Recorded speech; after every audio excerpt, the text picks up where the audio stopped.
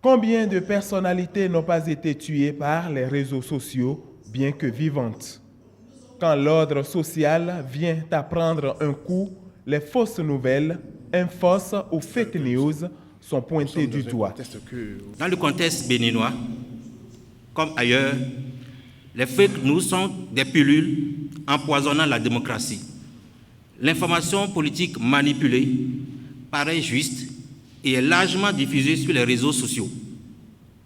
Dans ce cas précis, les fake news sont la fille incestueuse de la technologie informationnelle et de l'Internet, compte tenu de la vitesse de diffusion des nouvelles qui donne aussi l'impression qu'il s'agit d'une justesse.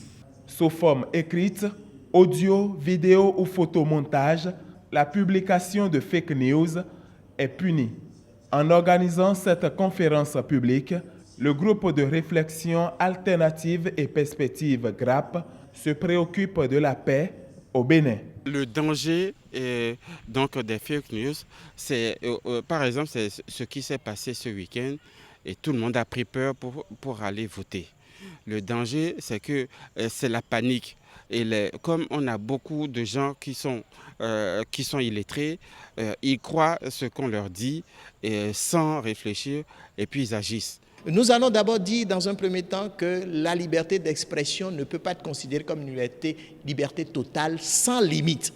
Exprimez-vous, d'accord, mais sachez qu'à un moment donné, si vous divulguez des informations qui sont fausses, la loi va vous retrouver, la loi va vous réprimer. Donc, les gens doivent savoir qu'il faut arrêter de distiller de fausses nouvelles dans la société. Ça, ce n'est pas de nature à créer, je dirais, la paix, assurer la paix, la sécurité dans un État. Voilà un peu ce pourquoi nous avons initié cette conférence ce soir.